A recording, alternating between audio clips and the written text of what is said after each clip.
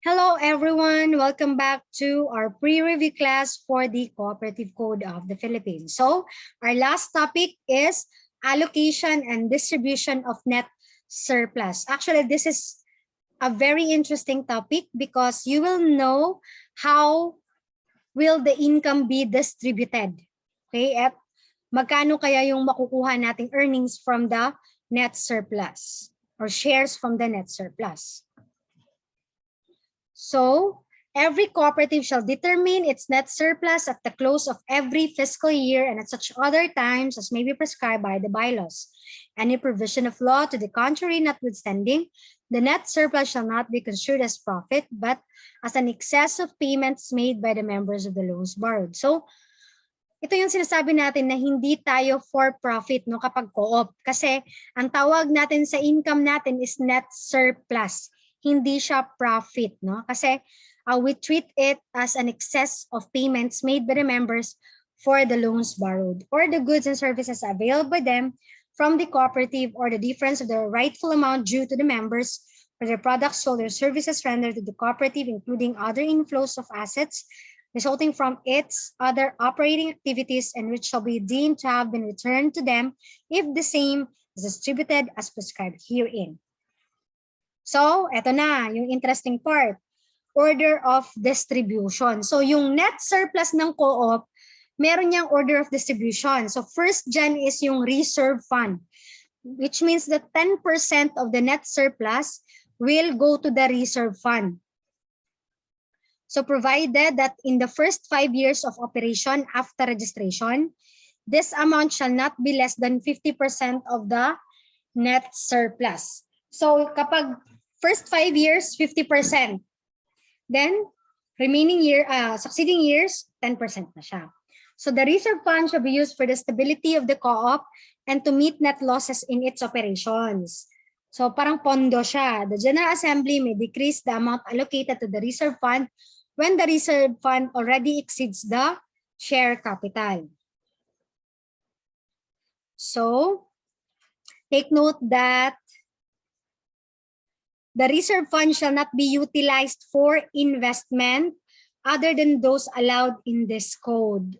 Such sum of the reserve fund in excess of the share capital may be used at any time for any project that would expand the operations of the cooperative upon the resolution of the General Assembly. Upon the dissolution of the cooperative, the reserve fund shall not be distributed among the members. So the General Assembly may resolve to establish a usufructuary trust fund for the benefit of any federation or union to which the cooperative is affiliated and to donate, contribute, or otherwise dispose of the amount for the benefit of the community where the cooperative operates. If the members cannot decide upon the disposal of the reserve fund, the same shall go to the federation. So, yung reserve fund, hindi pala ito kasali sa paghati-hatian ng mga members.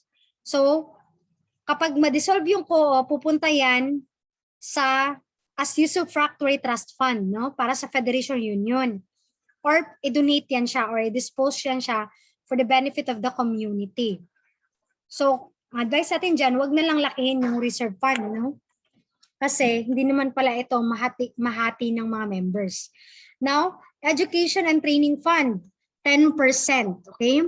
The fund shall provide for the training, development, and similar other cooperative activities geared towards the growth of the cooperative movement. Okay, so actually yung sa mga co-op, marami talagang trainings dyan no, na kinakandak. So dyan natin kukunin yung mga trainings no, ng mga officers tsaka ng mga employees ng co-op. So what if, for example, na-dissolve yung co-op, saan mapupunta? The unexpended balance of the education training fund appertaining to the cooperative shall be credited to the cooperative education training fund of the chosen union or federation. So parang hindi din makukuha no, ng member yung naiwang education and training fund. So dapat gamitin talaga yung education training fund for training, development, and similar cooperative activities. No? Then we have Community Development Fund, 3% no, of the net surplus.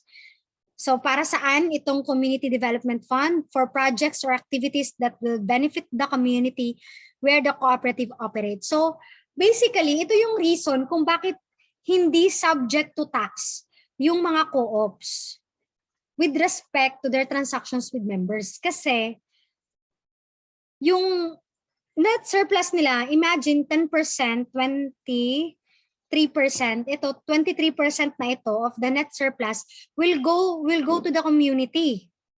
So hindi talaga yung paghati-hatian ng members, so hindi talaga siya for profit.